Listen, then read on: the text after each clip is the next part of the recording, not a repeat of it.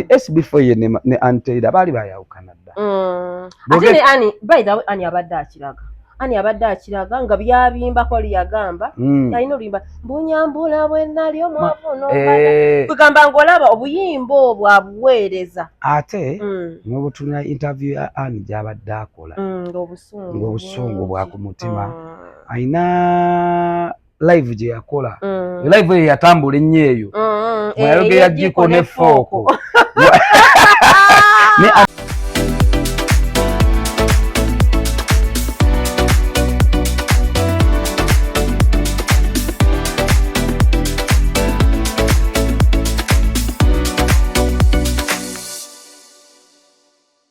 waka leke kuvaawo na muntu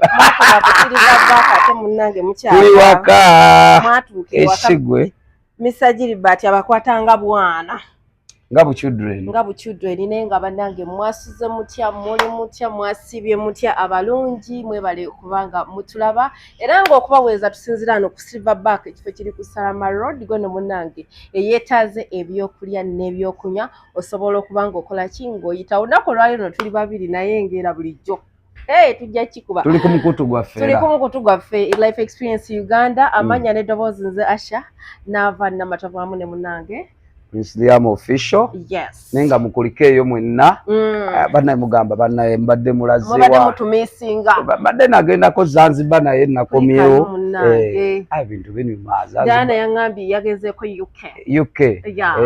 by the way agenda kubaawo ndoza weekend Uncle Josh nangamba yageze ko US singa mutambula nnyo naku zino mirimu gya government gituuba I know naye nga sawa yonna tugenda kubanga tukomawo tubenga nga bwe tubeera pane tuule tubasabuukulira ekipya tulina tuleeta you guys ate nga munnange tiweerabira tekamu omusimbi ranks oto wali enakawa ku Jambo Bond so tuukawo ofune kamotoka bana enkuba etonnya ennaku zino bantu bagambe bagende wa ranks oto zeero omusajja atalina motoka ng'ate tiwagigula wa ranks oto totawaana omwana yaŋŋambye nalinnya taxi naye ng'ate wennyino taxi wenteeka ngenda kuvaamu waliwo nga mayiro namba okukkirira wendaga bannange okugula emmotoka kwewonyaki toyina mmotoka boyfriend talina mmotoka ani agenda okuyamba ku munne tukuyambe tutya banenze nako wembeera ate tukolere ku mikwano egirina emmotoka tukolere ku mikwano egirina emmotoka you guys omanyi bwawo naawe oba osemberedde oba osemberedde okugifuna buli bwebeeraawo n'ogamba buli bwe ntula mu mmotoka yo asho ina engeri gyondeteramu okuwuliranga okumpuliza nti nange I can drive nengamba ne Asha ali mu kamotoka ekaseera nakubira Asha nange nogire neeyiye ebiseera no bye neevugira bannange nensanga abalanga balungi bali basire queen nali nve bagitanga kibana yali awo munyonyo ntegeera bulungi mukwano nga balabanyirira bantunuulira ne bankuba oguso nenga mama bangamba guwala ogubye okubeera mu motoka omwana yatulira center awantu awo saagala kwogerawo wa ku kibana ani oyo sijja kumuteeka mu kamera wano naye yeemanyi tukolera abantu Prince omwana yatulira ssente yagamba bannaye Prince tugende ku Kibana nemugamba engamba gwe nali naye nno munnaye tugenda ku Kibana naye omuntu gwe tulumba nga mpulire mumanyi mbeera z'endala nagenda okulaba tutuuse ssente yatutomokera awantu awo era nze nkayitako banange ssente yatunulera like gundi yagitwala speak yagazi yababajjawo ane baba lunaku lwe twaliwo waliwo amaanyi nze nagendanga ku live band ku comedy yalinga twavaawo ssaawa zaffe zalinga 9 gwekizinga ono Kibana ngisibudde yali yamaanyi eyo club namugamba sidda ku Kibana is it a club what no it was a lounge and bar lounge and bar Prince week eno yonna nenkunonya nengamba ow'olugambo wange mbadde emirimu gya gavumenti nga gyempuuba I know omukulu SB Fanti yagenda Bulaaya mama Fina amuteeka mu ali Dubai namulabe atudde mu zinterview ali mu kantu yagamba tagenda katuwaabe Uganda mukwano naye ng'ate abe Dubai yakabawadde n'ayogera amaziba n'agamba nze gwe mulaba temumanyi kyali kyannobi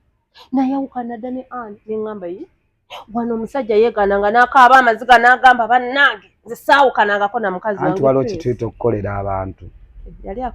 wano yali akolera abantu ate jjukira wano ffe abantu baffe waliwo kye baba baagala okuwulira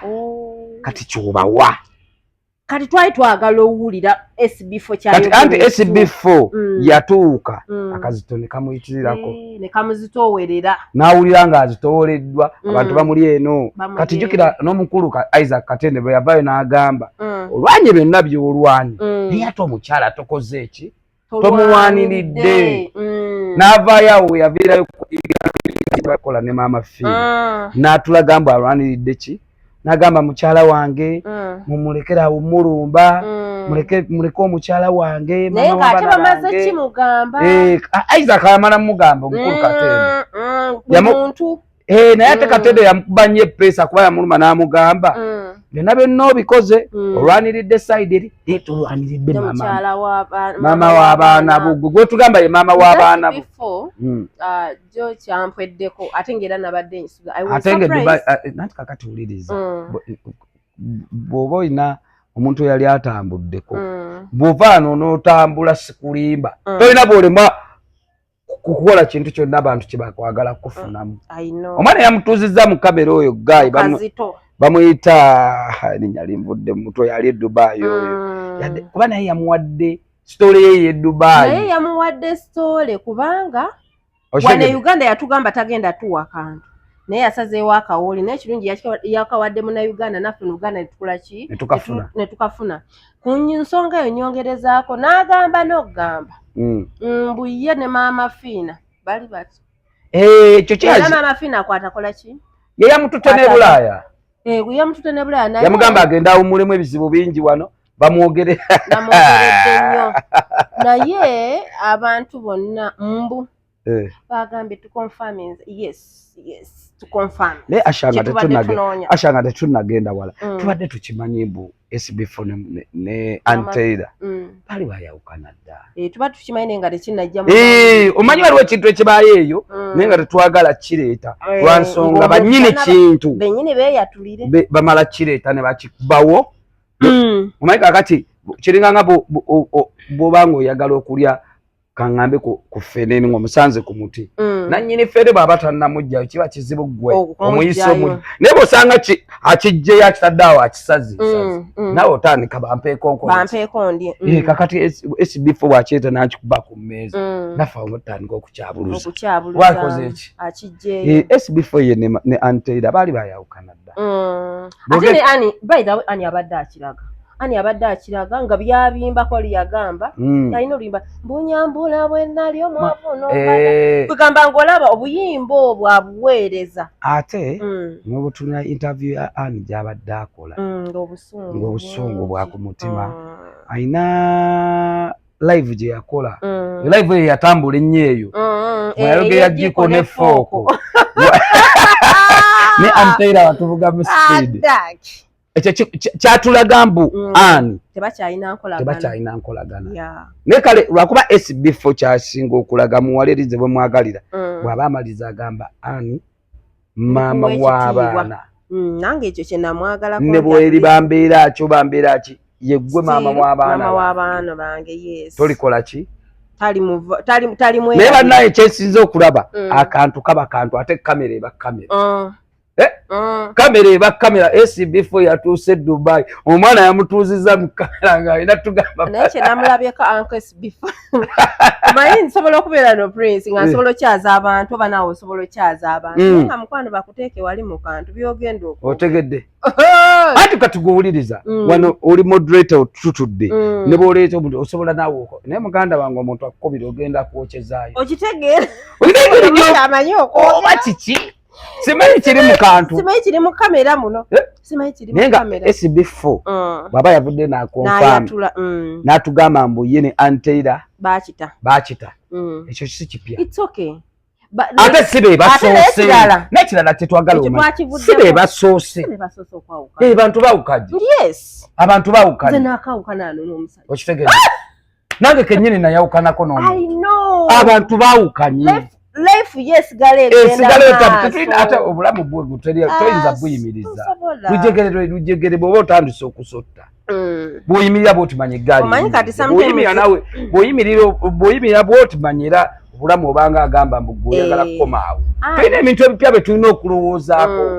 era ate ani siye mukadde ali awo siye mukadde ne sawa yonna ne SB4 kikyali kivubuka embaga naye SB4 kyenjagala amanye obulamu bwa butambuzza naye kyalina okumanya omukyala maama w'abaana be n'engeri gy'alimu ne maama ayandibadde nga maama waabwe bombi saawa zino Sylvia Namutebi maama Fiina ye yandibadde omukwanyaganya waabwe naye SB4 mu mboozi eyo yatulaze mbu maama yababeererawo nnyo mbu maama mu mbeera yonna eyatuukangawo ne baba nga bakyaka ye yabatuuzanga naye ate ani obuzibu obuliwo tosala gwa ani tanavaayo tuwa ku sayidi eyo n'atugamba mbu maama yatubeererawo nze sikiwulyangako okuva mu ani mpozi nga gwe wali okiwuliddeko okitegedde kiba kitegeeza SB4 yeyerwanirira sayidi ye alwanirira sayidi ye ne maama we naye kati ensonga zino tuzogerako kuba already zawedde mmaliriza ngamba bwene nze ndabanga SB4 gwe baakaka obufumbo nga tanneeteekateeka ani amukaka kirabika omuwala ali ku speed yali ku speed ani yavuga mu ne speed kuba by then nakolanga naye ku Delta kirabika ka speed naye ate teweerabira mbu ne ani alina bwe yamujja mbijjukira alina bwe yamujja naye alina bwe yamujja era agenda okugiramu bw'ati nga bamami abalala nga balaba abaana bo balina amaaso naye nga blaze SB4 mu gusansonga ensonga wazigusiza yawukana dda n'abantu tutya be free obadde otya okwogera kati nze SB4 kye namulabako alabika yali atya okuvaayo okwogera mu bantu ng'abantu alabika like akirowooza nti bajjamu tetusobola kukyawa ffe batukyawa buli naku Asha abantu baawukana nyina ekintu kye nali njogerako wano ne nkugamba Asha ng'olina patanawo Asha ne bw'oba oguddewo nga bw'one ebbala gye tulaba gy'olaba eya Silver Bar toyinza kuŋŋamba mbu patanawo ayinza okutuula eyo n'abeera eyo ne bakyali be nga banyumirwa nga gwano olonkinga ekifo kyo anaaye mukama nzije wala omukulu n'atabaawo wane eno bantu kulaba musanyuke awe twamanyire red flag twazibadda awo twakonfaminga bukonfaminga ate n'obuyimba bwe yayimba ani n'ensonga n'abalongo bange netugamba ekyo kiggwe naye nga regardless we move so obulamu bwebwo munnange tugenda wiiki eno yennyini wabaddewo omukulu eyafudde mu ggwanga era naye aba mukulu si minisita Nowe Kayunga si minisita abadde chairman wa NRM Kayunga district ye chairman yali emanyiiko lya Kalangwa rest in peace era nga tunyolwa wamu ne family ye olw'okuba nti yatuvudde ku maaso abantu ba Uganda simanyi kye twaba bagamba omuntu ne oba tomwagala tosanyukanga muntu ng'afu zayo side yasanyuse side emu yasanyuse abantu basanyuse naye nze omuntu nemba simwagalira ngamba mbi sorry wafe nali ekubo lye tugenda okwala bambi bagezezzaako okuwatawatanya obulamu nga bw'omanyi mukama bw'abanga abadde abantu bagambe waliwo omukyala gwentera okulaba ku TikTok ng'agamba mbugula akati bamuyita maama butalejja omukyala oyo bamumanyi mulaba ku TikTok obana mubaka mulamba simu yatugamba gula akati kateeke mu mmotoka bw'oba osindikiddwa egundi y'okufa accident tomalaga n'ofa mu weka yagambye Asha weetaaga akati ne wa maama butalejja yagadde kukolera ano bayi baagala okukolera bamanyi abo naye mu lumba olwo lwennyini mwe mwabadde mutabani w'omugenzi Kalangwa omutabani yatugambye bannakayunga balina effutwa n'emitima emibi n'abagamba mujje mulabe olumba olutalimu wadde kusonda wadde 10 njagala mulye munywe tekuli wadde 10 kya kusonda tetulina sente tuzijja mu kisenge mbu yabagambye ekisenge kyajjudde tujjamu bujja njagala mujje n'agamba bannakayunga tuwangadde nammwe naye mulina effutwa emitima emibi n'emitima gy'obutaagaliza naye yabaduulidde nnyo kuduula yadudde nnyo kwa yagambye abamu mu celebratinga olw'okufa kwa taata wange babadde abayisa bubi simanyi mbuno mbuku bannange naye ng'ate abeekayunga nga babadde bamwagala nnyo kuba yaliko vice chairman Central Region 1 si byangu yaliko vice chairman 1 kwe yabadde chairman omujjuvu wa NRM Kayunga district nga yatwala Kayunga yonna okitegedde naye nga kitalo ddala era nga tukyali ku mukulu oyo Kalangwa omukulu omu yavuddeyo ogwo bayita Same pastor yabulira wa bannange Mighty Family pastor yafuka pastor n'ensi egenda tuzunza bannange kyatakoze tekiriiyo ensi egenda tuzunza by the way Prince fenna tutula mu kantu kano naye omuntu yenna w'obanga tolina information entuufu bw'obanga tolina gulire nze wano information nkwaje mmanyi okitegeera wavuddeyo n'ogamba omukulu oyo yatuvudde ku maaso mbuno yali muninkini wa Mary Butter okusala ekigambo sokolindeko omugenzi Kalangwa yali muninkini wa Mary Butter bannange talina kyamanyi omala googera kuba okyamunkiriza kamera you guys tuleete nga amawulire Same anoonya comeback naye atuleke yagenda wali mu comedy ne bigaana n'ogende bulaale tumanya byafaayo n'akomawo ng'atukabirira ne bamusondera kwegamba Same tuleke anoonya comeback okoze kyaki kwegamba bannayuganda anoonya comeback munno baloba yabulirawa bazannyanga okitegeera simanyi oyo gye yabulira Mary sawa zino ayina bbaawe omusajja ngalaba ebintu ng'ebyo banaye mudamejinga abantu mudamejinga emitima gy'abantu gagoze mu kamera kumala googera simanyi content you guys tubeeko ne wetukoma yamaze ng'amuweereza message mbu ng'ate yeetonda nanti kati olaba Sami kyenkugambe ge mazima teyagala comeback banoonya comeback kati gubadde omulaba banaye mutuleke omanyi media eno ogiraba olina okunoonya wootambulira kati anoonya wootambulira era ayagala kutambulira wano woono kwonoona ate essaawa zino amawulire essaawa zino abadde alaba mbu omuntu yafudde amawulire ga traininga mu ggwanga n'ayagala okulipira ekigaali n'ayagala okulipira ekitambo naye nga mu Sami ky'olina okumanya ekintu oba tokirinaako tokirippira ate essaawa ky'olina okumanya Abannayuganda bwe baba bagambye butakuwaamu tebakuwaamu baba bakusiibula Uganda eno eyaniriza ate egoba kati kuwookera kumakya n'owayiriza omuntu ekintu omala googera mu kamera mbu gundi yali muninkini wa gundi nga tomanyi nti oba yoyo oba si yeye tugeze oba olina ky'odamejinze omuntu oyo oba omuntu ayinza okuba mu bufumbo bwe ng'omusajja olumu balinamu obutakkaanya n'ebyo ne byegattako omukazi alina ekivulu kye wali ku Serena nga 28 alina ekivulu Mary Butter alina akantu kankoleraako Mary Butter ba freestyle oyo mubi naye alina engeri gye yavaayo era naddaawo eri gye yali awoomereza nadda wano nange wonna anyumirawo mwattu mu kuwoomereza wano mu ggono oyo mwesiga naye Sami tubadde twagala bambi oleke kulipira etokota leka kulipira etokota ekintu kyotamanyi sirika nze Prince nkugamba nnyo asiise takola kintu teyejusa naye nga Sami anoonya anoonyera comeback naye nga comeback oli wabi mukwano wakute layini nfu sisuubira mbwana ne bannange ageza n'addamu kati olwendiga zasumba eyo nange nja kubanga lwasa ageza n'addamu nanja Samira ku Mary Butter owange tasobya nange ninga esibifo SB4 ye yatukakasizza eryo tasobya yatugamba amafine Uganda enyuma naye tetuvuga speed banange Uganda esinga tuba tukyali awo tudde eno tuba tukyali awo tuli eno amawulire gani goba aba content era tubayita bakantu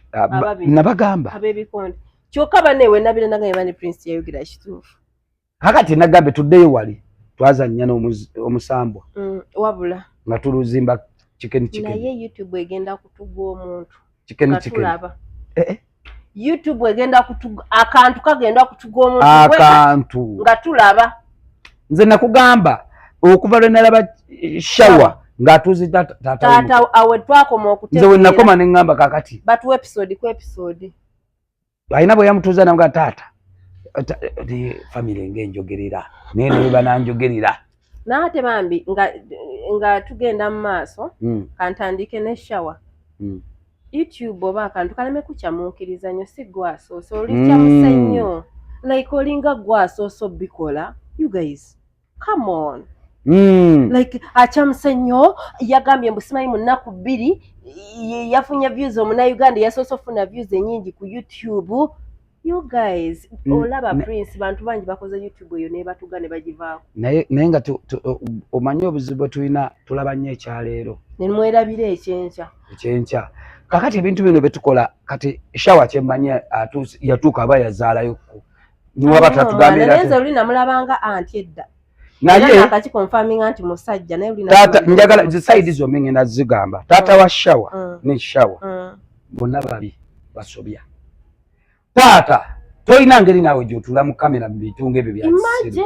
omuntu omukulu n'otula mu kamera ne bakubuuza ebibuuzo ng'ebyo naawe n'obiddamu njagala ofuna ogukazi ogwagabina omwana n'akugamba taata wakolanga ogw'okuzaalazaala ozaala wano ozaala wali saawa zino Prince olaba tunenya abaana okuleeta bazadde baffe ate n'abazadde tulina tubanenyeza wamu taata naawe wakubanga olaba akantu omanyi bannaye kyekiri kyetugambye akantu kagenda tufuukira akantu kagenda kutuga omuntu lazima omuntu lumu agenda kugwa n'akantu nze nkubuulira bannange oyo mwana kakati mbuulira omuntu eyali avuddeyo n'akola ebintu ng'ebyo waliwo ono omukyala yaani ono omukyala ono gwakola naye ati yakoze ne taata kankunyumizeeko Doreen yakola I remember KFM amuntu yakolanga bonna abo bagiyitanga batya bagiyitanga KFM mngamba bagiyita yonna ya capital kesi yali kumpi KFM bangamba oyo mukazi yayina respect nga n'okutuuka ku Doreen bwoti banenga Doreen atiika akantu ne bagamba oyo muwala yayina class labayo anti asha Doreen akantu kamukoze ebyo labayo embeera eriwo tutuuka n'okoma era okitegedde otuuka n'okoma kakati n'olabanga gye wali ne wooli kati n'anoonya kamubaako okudda mu bantu nze teri kisinga kunewunyisa Prince abantu betwalabanga ku radio nga tulabanga b'amaanyi naye nze omanyi lwaki njagadde akantu tulina abo mu kantu katuleetedde abantu alumu bwe twakita nonkya n'omugamba jangu otuule n'atuula n'omugamba twogere n'omugamba twogere kubukedde TV nga manyi ya kitaawe muganda wange ali ku kantu akantu abamu kabajje ne mu America kabakomezaawo akantu kagenda kutuga omuntu naye nga njagala tudde awantu wali shawa ne taata shawa mutuleke kati ate n'oli omusoga atuleke oyo akola ne shawa yani mutuleke banne Sami oli ye Sami ono ye shawa kati Sami naye yatandisa bambi Sami tukusaba tebinyuma kuba like achayi mu accent keri wife ebusoga tebinyuma content bamukoledde ku chicken bonna mu chicken yampita tukola akantu tebinyuma you guys kati ani awani amasanyalaze bado beba yabawa chicken yabawa ate shawa agamba chicken yali agudde yamusitula ani yali kati oyo simaye shawa ani yali amuma yes twatu mumanyi mu comedy naye chicken yamongeddeko kyamaani za chicken sikyali wangeera nkoko nze mulabe eyo naye banange tusiimeko abantu shawa oyo chicken yamuleeta Same yabuukidde naye yalipidde etokota ku chicken kati wuyo batulimbye banange ati kati tugenze kuba nabagamba wano mbadde nkwongereza wali nga batugamba mugamba mbu abanjoona abanjooli tuliridda wakati nakuzo mwezi nga mukago gomunana bagambe obuzibu bannakantu bannaffe naddala abaagala bajje like nga bajjidde mu bintu bwe bityo abawandikira script abawandikira bubi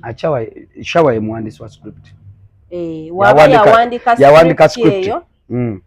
ayina amaalo ate atya ate apakuka.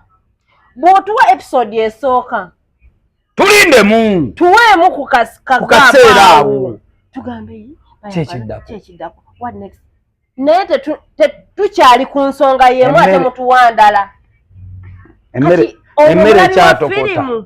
alabye eki emmere ekyatokota naye nga yataddewo dda amasowaani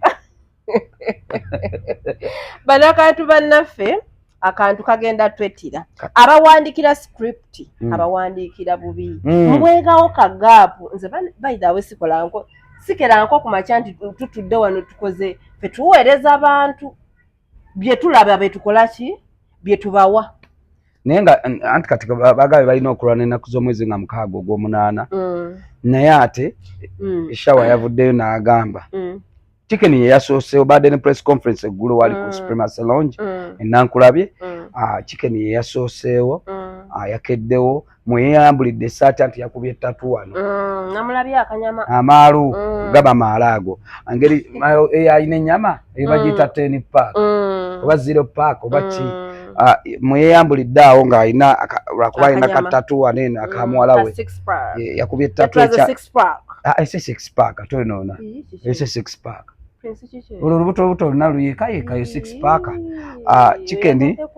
Chicken yaggyemu essaati yenna n'ayimirira naye akantu kagenda tusuula eddalu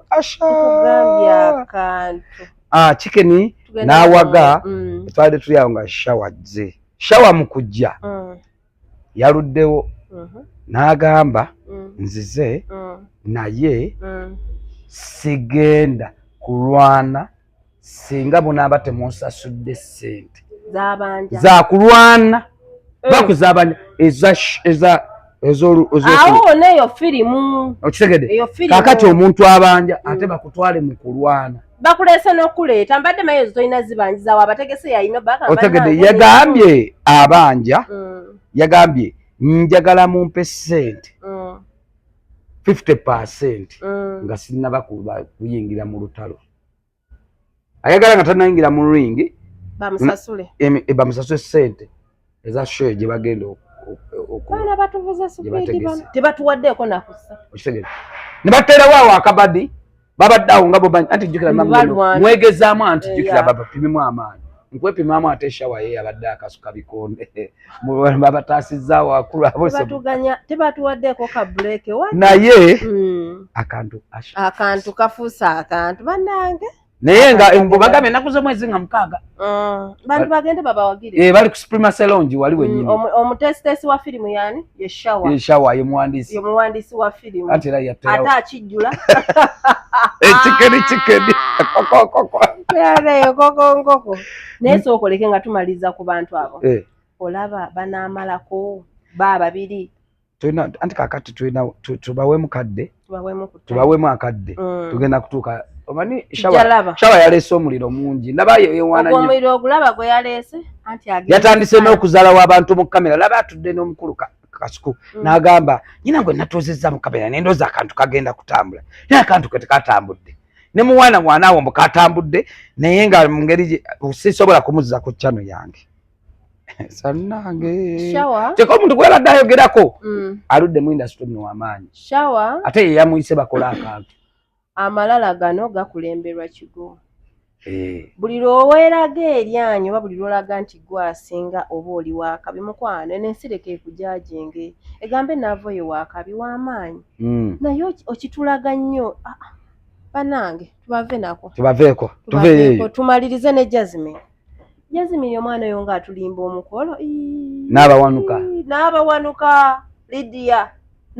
Lydia n'otulimba omukolo ne you guys nabalabanga baze neifaananyi babizeri neŋŋamba era nakirowoozaako neŋŋamba eno no video ffe tukolera abantu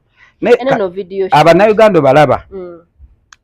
kyebaagala kyolina obbawa kyebaagala okulaba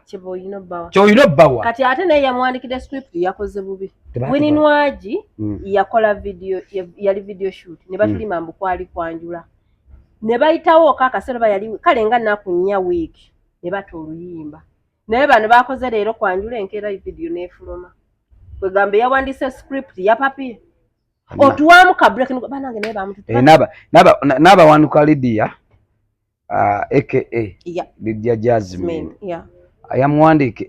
eyamubalidde yakibaze bubi yapakuse Lydia Jasmine nga Jasmine abantu abamu yabadde abavuzi by'amaaso nga bagumanyi mukolo nange nalabinga mukolo ddala okategedde ddala naye nga nze nakibuse dda nti video shoot kakati ffe nga ffe ababeera mu kintu kino tulina topika kintu nze bwe nvaayo ne ngamba mpika kintu kya Jasmine kubanga nze bwe navuddeyo ne nkiteekayo Jasmine yazze n'arepostinga n'asharinga n'okushare n'alikinga ng'ayagala ekintu kikole kitambule era nange ne ngamba it's okay singa yatuwaddemukko wiiki ng'ejja n'akiteekayo ne we ziba nnaku nnya 3 awo twandikiyi bannange kale naye leero mukoze gundi mbu mukola ate enkeera bannange boleka naye nga Jasmine yatadde oluyimba lw'olupya bambe mugende mu subscribing mu lwagale muyimbi waffe waawa n'omwana ayimba bulungi ate tali mu ntalo ekyo njagaza Jasmine tali mu ntalo bino kumulaba leero ayombere gundi naye nga Abannayuganda muliro mugukendeeze bajja kugwa mu busigiri nga bukyamuse kubanga bo ekintu bakitwala personal ate nga bakiwadika omuntu nze nasanze n'abakayanako olwo lunaku bamututte mumanyi mu Abannayuganda temwagaliza mwagala nnyo okuteeka abantu wansi natudde dda nabayiseeko bisi ne mbagamba mujebale Eteri kyansesezza kweka musajja omusajja waba atutte omuntu atula kimukweka olwedde mulaze mu mawulire era mumutulage awo ngera obuukirawo Munnayuganda n'Abannayuganda baawano ebibaagala nga tumaliriza omuntu ono waffe anti bwe baasigala ne Diana mu kkala yaabwe ey'abaddugavu bwe baasigalayo babiri nze mukwano n'ebimunguzaamu ekivaamu akasente oko anti kati omanyi Asha kuva wafuna omusajja wa international tokyafugika naye nga Black Sugar byajjonkera babiri ate Black nenga omuliro kyali wange tobanga waliwo eyaweteramu munne bali bamuweteramu nnyo n'asirika bagamba asirisisa kola teyejjusa kati bwe yejjusiza tabyasiza yabukidde tokata ya Shiba anti omu yavuddeyo nekyo kyamugyeyo kulwanira yabalaze nti oli omukazi abasinga nga kyagezaako bakkakanya naye yayogedde mbu waliwo ke yagambye mbu wavaayo gwe abaana b'ozaala omusajja gw'olabirira omusajja ne bannaye Black Sugar yagambye gwe olabirira omusajja n'omwana ne ngamba what Black Sugar naye nga Asha nga tuzzeemu katono emabega abantu abo ani bonna ani asitula munne bonna baaliwo naye ng'omukulu ow'akakaaya yamukyazanga I remember yamukyazanga naye n'oli yaliwo buli omu yaliwo kati ate ono engeri gye yali ayogera ebintu bye bayita gafula kati ng'abantu bamwagala nnyo omusaza because of that kati akantu kano nga bwe tugambye akantu kaleeta obuzibu wadde byalimu relationship biki ono yagala ajja akakasensi Prince tusowaganye naawe tuyombye ki ekikuleeta mu kamera kyogamba relationship yange naawe okuba mukwano gwe byatandikira mu kamera mbadde njagala wulira essawundi eno omwana yayogezza obusugu nekiki obusugu ng'ayina bungi ate nalabye yatuwadde episode wulira but you got yourself a first born kuba omulabirira nga olabirira n'abaana be yakuzaalamu olabirira omusajja olabirira n'abaana be yakuzaalamu so in actual sense you have a first born. Secondly, you're married to men who consider your home as an orphanage. They count on you for everything. Thirdly, you have a sex toy at home in the name of a husband.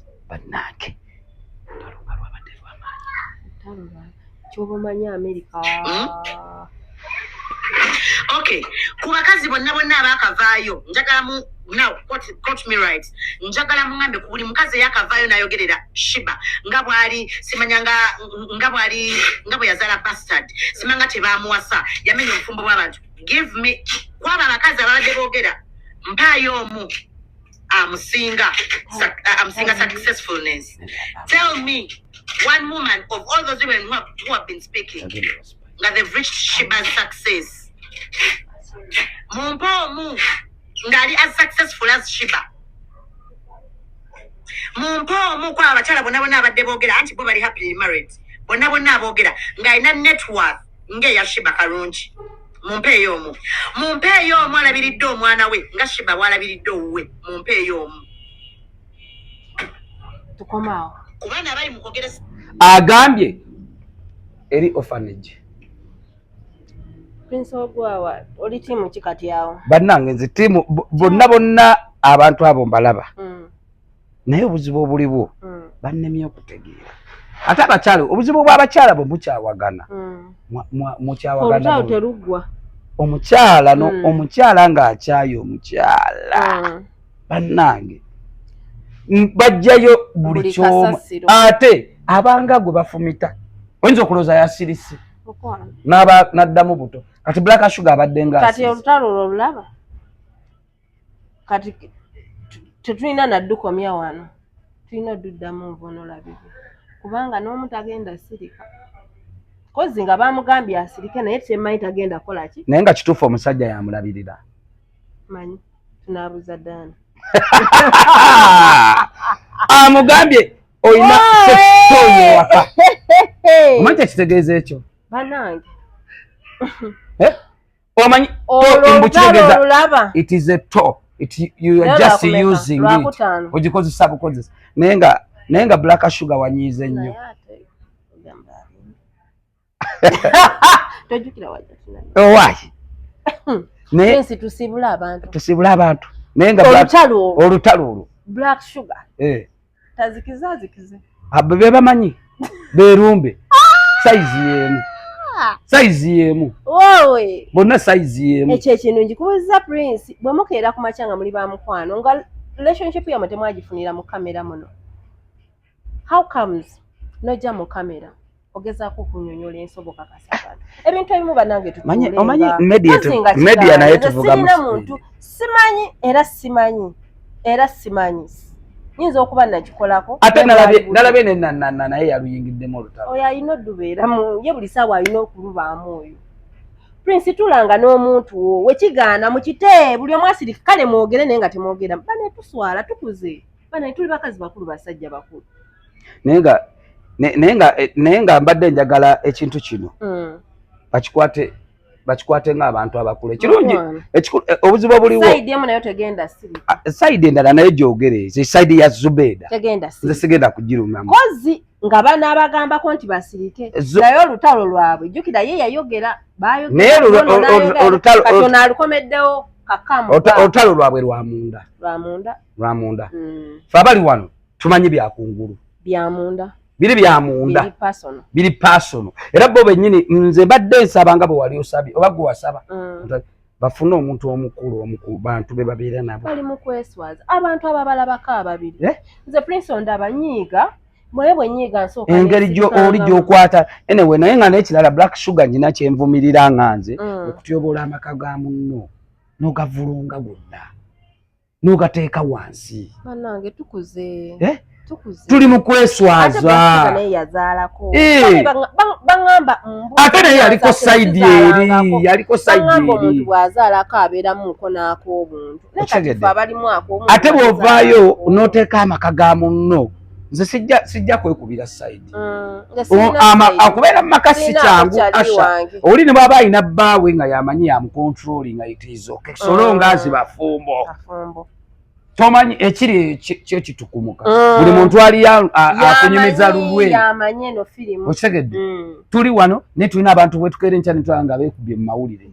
tubadde tulaba SB4 twamulabanga ne ani ng'ogamba bannange beeyagala bobasanga zino buli mu ayogerera munne bubi amuyimbira buyimba so Black Sugar nze ndabanga muli mu kweweewuula mwetyebuula muli bantu mukuze tulina abaana omanyi omuntu yenna bw'ofunamu ku mwana oba otuusa okuswalirira okitegedde so mwebuulirire entalo zammwe zibanga mulina entalo muzijje mu media omanyi media eno nzibu nnyo erimba ate ewaga naye muli mu kuswala at the end of the day omanyi kyeki kye nagambye abantu b'akantu balaba kyakaakati tebalaba kya mu maaso nankya bye bitutawaanya n'okubeera kuli ng'otraininga ogende ewa Kabaata ogende ewa Ssenga Asidi ogende ewa Gundi kuba oyagala okubeera okwo nga buli omu akukyaza kitegedde naye ng'oli mu kwetyobuula kitegedde tulina okutunula awantu wetutuuka n'ogamba naye kati wentuuse kati gina okwevugira mulayini kitegedde naye nga bannange tubadde wano ku Silverback Salama Road kafo kalungi tulina olunaku olw'Emmande lwa pizza buy one get one baba kuwadde babagabe bugabi kafo kalungi nnyo kali kulu wano wetutudde ndaba obudde buno bwobwa n'omuntu bano abantu abalinamu ayagala sagala bireekaana sagala ojja n'okiringa wano akamotoka ko walina wali bakooleza n'otuula wano n'olya n'onywa n'ovaawo nga obulamu buli malidaadi sana so atuteekamu ssente wali eri ku Jambo Bond endakawa bweno munonye kalina motoka ennungi munna aina za ska nenga ne buno motoka obutono tubina bu spatio bu Renault tuina bu Sienta bu new model bonamwe buli bane mugendeke wa ranks mubenga mutereze embeera era haji namugambi emoto bagita rebrand oyagala kutopinga up yes agende wa ranks upgrading yes mugirire moto manye engeri ya pangs ebuziga ku lusozi kati wetaaga motoka ya 4 wheel babuno obwa wansi onsombuwa kali ngenda kali masaka motoka kansombuwa so botono bwe tubeera ku Life Experience Uganda mubere bulungi bye bye